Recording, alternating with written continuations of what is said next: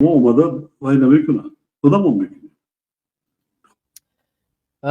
دوستان گرامی، باز هم در اینجا یک شوخی به الملل رحمانوف انجام بدیم که هیچ کس اومده در اینجا وای نمی کند. ما همین کلمه وای یا تا اینجا وای نمی کند تو این حال معنیش رو نفهمیدیم و اگر از آموزگارانی که در تاجیکستان در همین نشست قرار دارند و همین کلمه رو میتونن برای ما تعریف کنن، لطفا تعریف کنید، زیرا ما در مفهوم همین کلمه وای گم شدیم. واقعا ما نفهمیدیم که این جانشین وای یعنی نفر سوم است یا اینکه اون چیزی طرف سوم است وای یعنی اون داشته باشیم. خب از مفهوم کلمه وای امروز ما گم شدیم که الملل رحمانوف در تمام سخنرانیش استفاده میکند و واقعا گاهی در تعریف اون، در مفهوم اون ما ضعیف میمونیم. ما واقعا نمیفهمیم که این چقدر معنی داشته باشد، معنیش چقدر وسیع باشد که واقعا الملل رحمانوف همیشه از این کلمه استفاده میکند و ما در مفهوم اون عاجز موندیم. بیا یک بارگر همین وای رو گوش کنیم کن معنی وای در همین کلمه، در همین جمله‌ای که ایشان استفاده میبرند چی است.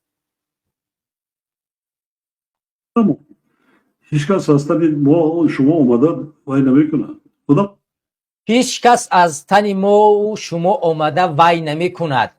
دوستان گرامی، من از شما سوال میکنم که الملل رحمانوف در همین جا چی رو در نظر دارد؟ شما ببینید هیچ کس از تن ما و شما اومده وای نمی کند، یعنی در همین جا وای نمی کند. آیا شما در زبان روزمره خود وقتی که به کار میبرید همین جمله رو به کار به استفاده میبرید که اون آمده وای نمی کند، من آمده وای نمی کنم، اون رفته وای نمی کند، فلان رفته وای نمی کند؟ و همین کلمه را ما کجا استفاده میبرید؟ و آیا این در فرهنگ شما و در لغتنامه شما موجود هست؟ و اگر وجود دارد شما لطفا همین رو معنایش رو برای ما بفهمونید که همین کلمه وای چی معنا دارد و اگر بینندگان ما همین رو در نظریات بنویسن که همین کلمه وای چی معنا دارد و در همین جمله‌ای که الملل رحمانوف ذکر کردن بازم من برای شما یک بار دیگه میگویم که بیگانگان اومده برای ما و شما وای نمیکنن، یعنی منظور از وای در همین جمله الملل رحمانوف چی است؟ خودمون میکنیم، خودمون، دیگر کسی مرمت کنم. ای وطن، ای وطن با پیشوایت زنده باش. دوستان گرامی، وقتی صحبت شروع می شود، وقتی صحبت به این نفر میشه، خوب دقت کنید که در اینجا باید پیشنهادها گفته شود و از ها گفته شود، چون الملل رحمانوف خودش گفت که من آماده‌ام از کمبودی هایی که در اینجا هست، یعنی از پیشروی ها موجود است، ولی از کمبودی هایی که من ذکر کردم و پیشنهادهای دیگری باشد مرحمت من آماده‌ام بشنوم. یعنی این نفری است که باید از ساحه معارف اومده است با پرزیدنت خودش همونطوری که در تاجیکستان است. ما اگرچه میدونیم الملل رحمانوف پرزیدنت منتخب تاجیکستان نیست، ولی به هر صورت ما بیایید این رو تماشا میکنیم و گوش میکنیم که این خانم در صحبت دایش در اون چیزی که الملل رحمانوف طلب کرد از حاضرین که من آماده‌ام چند نفر رو بشنوم و آیا چیزی برای گفتن دارد که آن برای آینده تاجیکستان دیگرگونی به میان بیارد، یک استراتژی جدید، یک برنامه جدید، یک تغییرات جدید، یک چیزی که اونجا یک مکتب نو ساخته شود، یک دانشگاه نو ساخته شود، همونطور شد یک مکتب تکنیکی ساخته شود، به یک دانشگاه ساخته شود. ولی چی پیشنهادهای این خانم میتواند انجام بدهد و از کمبودی‌های آن ساحه میگوید؟ با چنین بخت و بقایت زنده باش، پیشوایت پیش صف در جاده هاست، نیکنامی هم نوایت زنده باش. درود و اظهار سپاس نثارتان، اساسگزار صلح و وحدت ملی، پیشوای ملت، پرزیدنت جمهوری تاجیکستان جناب عالی محترم الملل رحمان. من یوسف وزلایخو به دور نهایی آزمون جمهوریوی فروغ صبح دانایی کتاب است از روی نامینه ادبیات جهان در سال 2023، گیرنده استیپندیای پرزیدنتی جمهوری تاجیکستان، غالب دور جمهوریوی المپیاد از فن زبان و ادبیات تاجیک، دارنده شهادتنامه اعلای صنف 9 الحال خواننده صنف 11 مؤسسه دولتی تعلیمی لیسه رقم 3 برای خوانندگان بالایاقت شهر دوشنبه می باشم. محترم پیشوای معظم، نوابسته از خواننده مکتب بودنم با هدایت و غمخواری های شما الحال آموزش را در موضوع گیاهای شفابخش تاجیکستان آغاز نموده کاربری کرده ایستادم. در آینده آرزو دارم که همچون وارث ابوعلی ابن سینا در ساحه طب سهم ارزنده خویش را گذارم و به خلق و وطن عزیزم صادقانه و صافدلانه خدمت معرفگر و پرچمبردار تاجیکستان عزیزم باشم. ما جوان سعادتمند دوران صاحب استقلال این وطن محبوب شکرانه از آن می نماییم که در چنین دولت آباد و آزاد تحت رهبری شما محترم جناب عالی زندگی و تحصیل نموده به سوی حیات درخشان قدم استوار می‌گذاریم.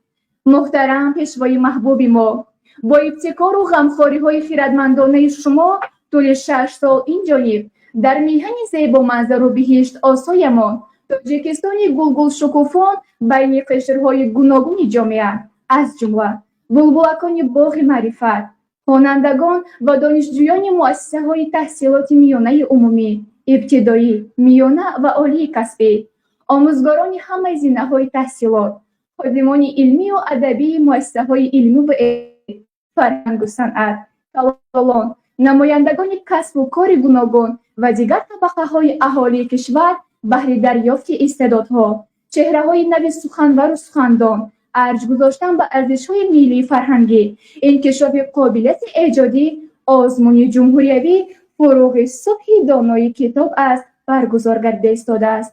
آزمون همونطور که شما دوستان میبینید در صحبتش فقط از دستاوردها گفته ایستاده است و از اون آزمونی که در اونجا اشتراک میکند و از سخنوران اونها و در اینجا هیچ نقطه از ضعف، از ناتوانی، از مشکلات، از پرابلم ذکر کرده نمی شود و فقط تعریف و توصیف، شعرخوانی و همونطور که شما میبینید این دختر یک آموده قوی و تیاری جدی دیده که از شد و این چیزی که شما میبینید این دختر با زبانی برو در اینجا میخواند پیشکی برایش نوشته شده است و او را حفظ کرده است و میآید قاری اعضا در حضور امام علی رحمانوف همچون یک انسانی نشان داد، نشان میدهد که انسانی باسواد است و اون را قرائت میکند و امام علی رحمانوف هم با یک میل خیلی گویا جدی این را تماشا میکند و همین طوری که اصلا نمیداند که این یک صحنه سازی است، یک تئاتر است و برایش ساختن، تکست نوشتن و اون تکست میان در پیش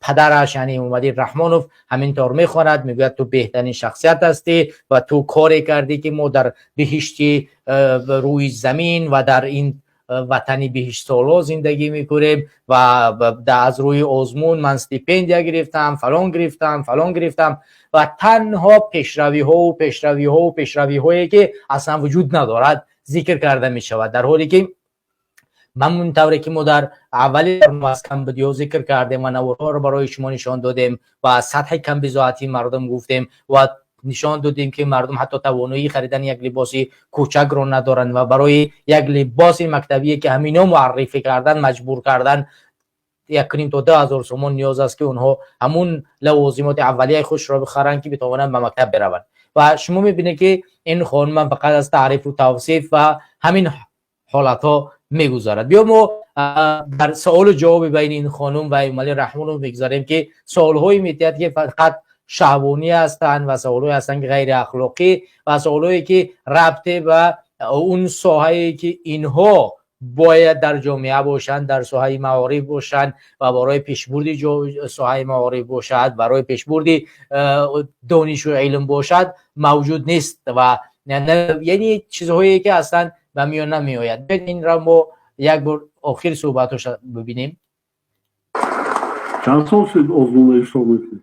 محترم جناب عالی 5 سال اینجا در آزمون جمهوریوی فروغ صبحی دانای کتاب اشتراک کردم. جای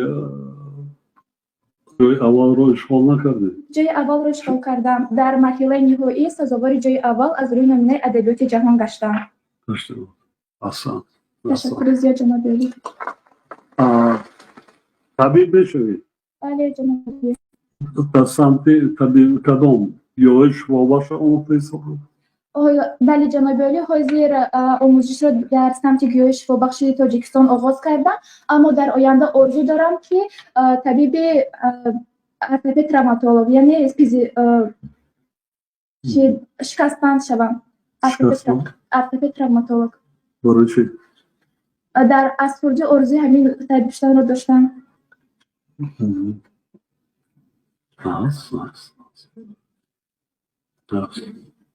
پدر و مادر داری؟ بله جناب عالی. چون میکنه؟ محترم جناب عالی، پدرم وفات کردن، مادرم باشم کارمندچی دولت می باشم. باوری داری که داخل میشین؟ بله محترم جناب عالی، با دستگیری و غمخوری شما امیدوارم که داخل می شوم.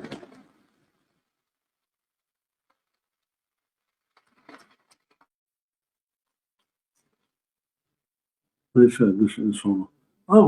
غالبی آزموشته باشید تشکیم است. غیرتی کلام است.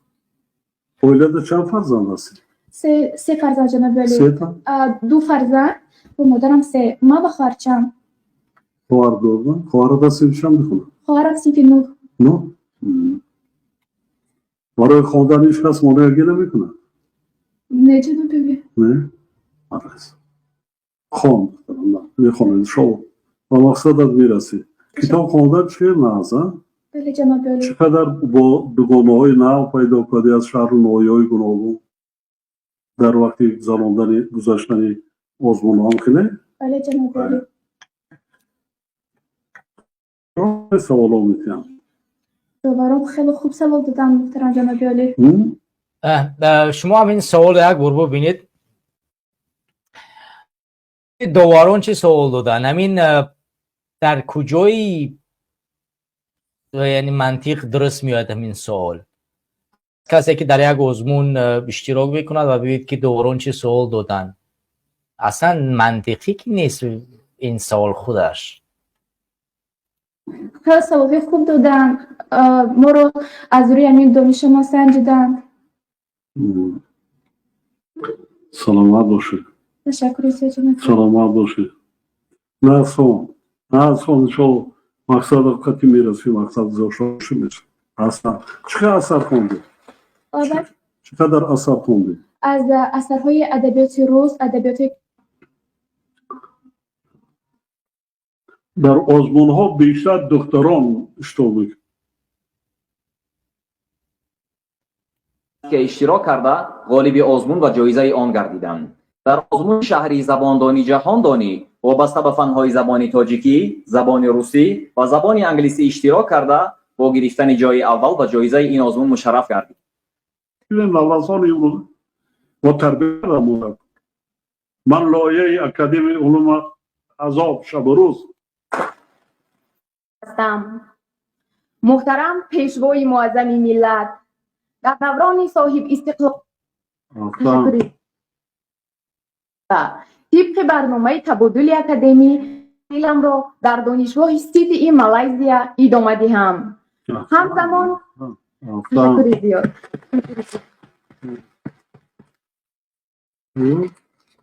همزمان هنگام تحصیل در دانشگاه سیتی مالزیا تجربه آموزی خویش را در این مؤسسه گذرانیده از ملکه تهیه لایحه ها و نظام جلب دانشجویان خارجی برخوردار گردیدم. در برابر دانستن 3 زبان خارجی باز 2 زبان دیگر را از خود نمودم. محترم جناب عالی، اکنون احساس می نمایم که شما با فراهم آوردن چنین امکانیت ها در تمام دانشگاه های عالم را برای ما دانشجویان گشوده اید. غمخواری های پدرانه شما محترم جناب به های تجدید خدمت نمایم. تشکر زیاد برای دقتتان. از نوعی بالجوان گفتی ها؟ بله. از کدام دیهش؟ دیهای تجدید. دیهای تجدید. زبان خارجی را کجا خوندی؟ در تاجیکستان، در دوشنبه. در دوشنبه؟ در دوشنبه. اویلادار شدی؟ نه جناب عالی. ما امریکا جواب نمیدی. سوال های باز هم سوال های بله جناب عالی. توی کن بدرا توی کرده و پدر و مادرت هست؟ بله جناب. کجا ده؟ پدرم در مهاجرت مهنتی در شهر روسیه و مادرم خانشین. مادرت خانه نه؟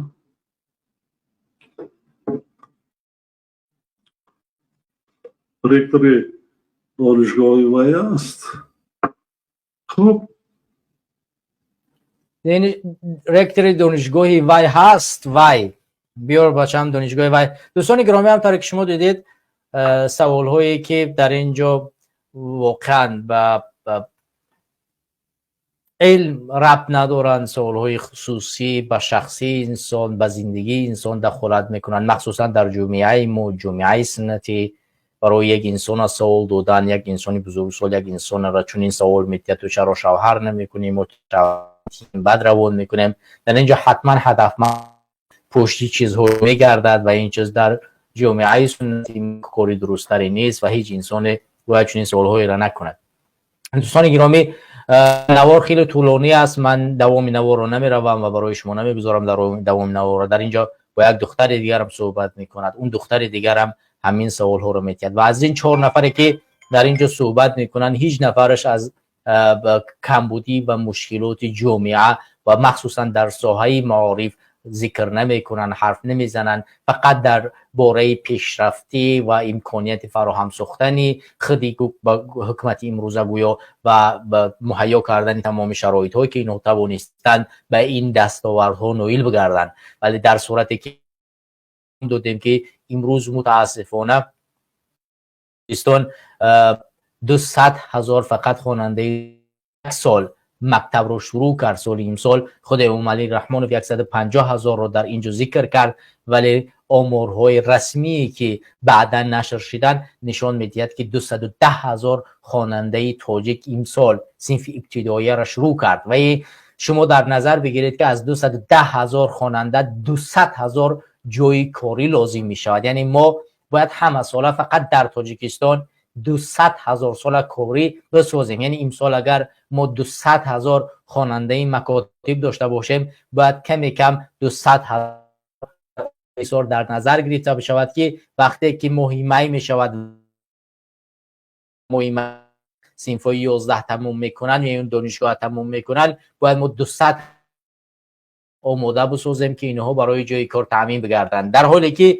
همین خودی حکومت امروزه ادعاها کرد که امسال 100,000 جای کاری ساخته شده است، ولی ما در گذشته دیدیم که این 100,000 جای کاری در کجا ساخته می شود؟ در یک جایی که یک جای دوزندگی می سازند، در یک میدانچه یک کار دیگر می کنند که بعد از رفتن امام علی رحمانوف و یا رئیس نهایی از همون منطقه او کارخانه از کار میموند و جایهای کاری چکار میکنند؟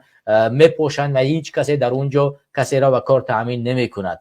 و این جایهای قلبکی ساختن امام علی رحمانوف، فیکی ساختن امام علی رحمانوف باعث گشته است که مردم تاجیک امروز در مهاجرت قرار بگیرن، از تاجیکستان فرار کنن. عالم تاجیکستان امروز همینطوری که خود امام علی رحمانوف در صحبتش گفت که یک دختر از کلاب به جای آوردنش از آلمان خارجه، هم وقتی که میپرسیمش از کلاب بوده است، از دیهات بوده است، در آلمان و در دیگر کشورها در ساحه علمی، تکنولوژی، ذهن صنعی کار و فعالیت میکند، آماده است برای در اینجا بیاموزد و تدریس کند، در حالی که در آلمان زندگی میکند. این تمام فرار مغزها سببش در چی است؟ سببش در ناتوانی همین حکومت، در ضعف همین حکومت، در درست برنامه ریزی نکردن همین حکومت. یعنی تمام مشکلات ها فقط به دوش همین حکومت برمیگرده، چون زمام این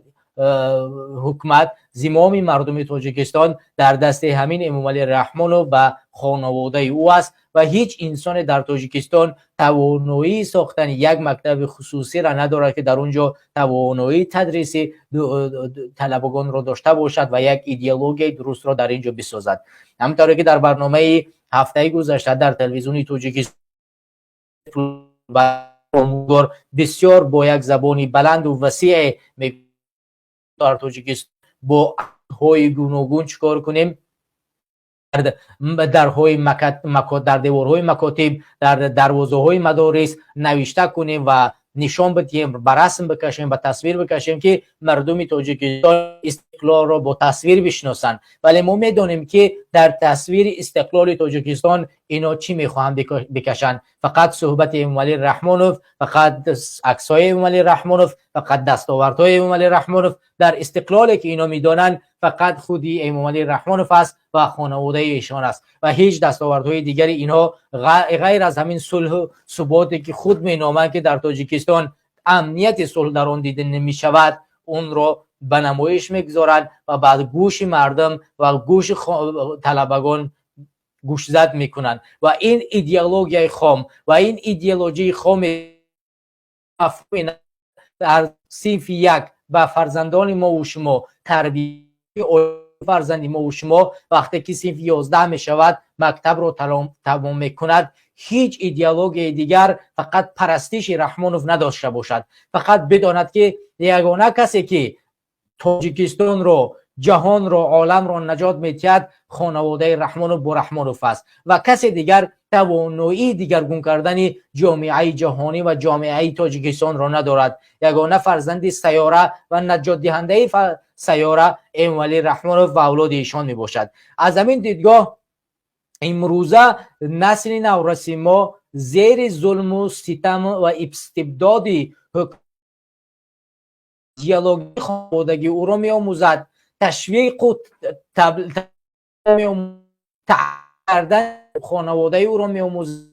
از این گونه کارها را در مدارس میخواند و میآموزد. ما حتی در همه ساحه اگر نگاه کنیم، چه در ساحه ادبیات، چه در ساحه ورزش، چه در ساحه ریاضیات، فقط تبدیل گرداده می شود به امامعلی رحمانوف. ما عید زبان رو میدونیم که به جشن زادروز امامعلی رحمانوف تغییر دادن و روز جشن زادروز امامعلی رحمانوف رو کردن روز عید زبان. و این چنین ساحه ورزش رو اگر ما نظر کنیم میبینیم که تمام ورزشکاران ما رو با همون پیراهنایی که در اون رسم امامعلی رحمانوف زده شده است و در میدانهای بزرگ از امامعلی رحمانوف تبلیغ و ترغیب و امثال دیگر. و این گونه دانشمندان امروزه ای را که از شما دیدید که در اینجا صحبت کردن و سخنرانی کردن، امامعلی رحمانوف از دستاوردهای او اون گونه کسی است که در تاجیکستان پیشروی ها کرد و شرایط مهیا کرد که امروز 4 نفر چکار کردن، به علم دست یافتن و به کامیابی ها دست یافتن. خب بیاید دستاوردهای 21 ساله امامعلی رحمانوف رو در یک ویدیوی خیلی کوتاه ما نگاه میکنیم و تماشا میکنیم که امامعلی رحمانوف در طول 30 و چند سال حیاتش چگونه دستاوردها برای طلبگان تاجیکستان به میان آورد. بیایید این نوار رو تماشا میکنیم. یکم سوال: اگر اسماعیل سامانی در جنگ بزرگ وطن گرمانیا را نمیبرید، هیکلش را در خودمان میساختن؟ نه، میساختن. چه سبب؟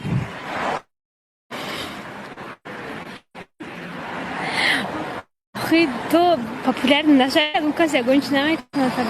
شما سوال ما خوب و گوش کنید. اگر اسماعیل سامانی در جنگ بزرگ وطنی گرمانیا را نمیبرید، هیکلش را در خودمان میساختن؟ با فکرم ها میساختم، برای که وای شدگی که شوریده که می نویسن. جنگ بزرگ وطنی کدام سال است میدونه؟ سالی 1991 بود. خب دوستان گرامی، همطور که شما دیدید این فهمیش امروزه طلبگان تاجیکستان، کنندگان دانشگاه و دانشکده تاجیکستان هستند که شما میبینید که در چین سطح قرار دارند و اگر که همین طور ادامه پیدا کند در آینده تاجیکستان، همین کسانی که امروز میبینید در حضور امامعلی رحمانوف قرار دارند با همین کارهایی که همینو مشغول خواهند شد. ما هزارها چاپلوز و خانه همین کسایی که علمی عالی دارن و دانشگاه و دانشکده خوندن در همین بخشای مستقیم آمدن از جانب حکومت امامعلی رحمانوف دفاع کردن و ما سطح دانش آنها را دیدیم. حتی آموزگارانشون برآمدن سطح دانششون در سطح ابتداییه، یعنی کسانی که نو مکاتب را شروع میکنن در اون سطح قرار داشتن و این خود نشان میدهد که امامعلی رحمانوف برای آینده ما و شما در روز دانش باشد، در هر روزی دیگری باشد، برای ما و شما هیچ علم، هیچ پیشروی به میان نمی آورد و به کسی ما و شما مگر ظلم و ستم چیزی دیگر را به میان نمی آورد و نمی آموزد. از اولاد امام علی رحمانوف فقط دزدی، غارتگری، ظلم، ستم، فریب و دروغ، چیز دیگر یاد نگرفت و چیزی رو نمی آموزید. برای همین باید ما و شما امروز کوشش تلاش کنیم که روز دانش رو مقدس بدونیم و در این روز فرزندان خود را برای درست روان بسازیم و بر آنها گوشتد کنیم که فرزندم شما امروز به مکتب می روید و درس می آموزید و در اونجا شما با چگونه علم ها و با چگونه کارها دست بزنید. و البته اگر کوشش تلاش کنیم بتوانیم فرزندان خود را با اون لباس درستری که یک فرزند مؤمن مسلمان میپوشاند با اون لباس اونها را ببر کنیم و به مکاتب روان کنیم و شأن و شرف و ناموس آنها را حفظ کنیم که آنها توانایی علم رو ببر کردن، حفظ کردن و بدانند که در اونجا نه تنها میروند علم میآموزند بلکه نیتشان تعیین است، ناموسشان حفظ کرده می شود، اونجا آنها احساس کنند و بروند درس بخونند. در غیر صورت ما و شما میدونیم که در این مکاتب غیر از چاپولوسی و دیگر چیزی دیگری نمی آموزند. به همین خاطر برادران و خواهران عزیز، من از همه شما خواهش میکنم که فرزندان خود را ترغیب کنید، تشویق کنید، فقط برای درست و با آموزش برایشان ترس ندهید، وحشت نآموزید، هیچ وقت آنها را به خاموشی دعوت نکنید و همیشه اجازتشان بدهید که توانمندی خود را نشان بدهند، بیاموزند، مدرسه را، مکتب را، اونجا را یک جای مقدس بدانند و کوشش کنند که در اونجا چیزی را بیاموزند که برای آینده تاجیکستان، برای آینده خود آنها، برای آینده والدین خود مفید باشد. دیگر وقتی شما را نمیگیرم دوستان گرامی، زیاده از 1 ساعت 17 دقیقه می شود در بخش تقدیم قرار داریم. ما را مهمون داریم امروز انشالله، همینیم که باز هم انشالله در برنامه بعدی با شما خواهیم بود و من باز هم یک بار دیگر روز دانش را به تمام خوانندگان تاجیکستان تبریک و تهنیت میگویم و امیدوارم که الله متعال ما و شما را پیروز میگرداند که در آینده تاجیکستان ساحه معارف را یک از ساحه‌های مهم و مقدس در تاجیکستان قرار میدیم. درست خواننده تاجیک منفیت می آورد به میان میگذاریم، راه اندازی میکنیم و برنامه درستی میکشیم که فرزندی تاجیکستان همون طوری که در گذشته توانایی علم دادن به جهان را داشت، مثل بوسینا، مثل رودکی، مثل خیام، مثل دیگر عالم هایی که موجود بودن، همین گونه وارث به دنیا می آورند و انشالله که پیروزی را به دست میارن. دیگر شما را به خدا میسپارم تا برنامه بعد انشالله که الله شما را حفظ نماید. خدا نگهدار.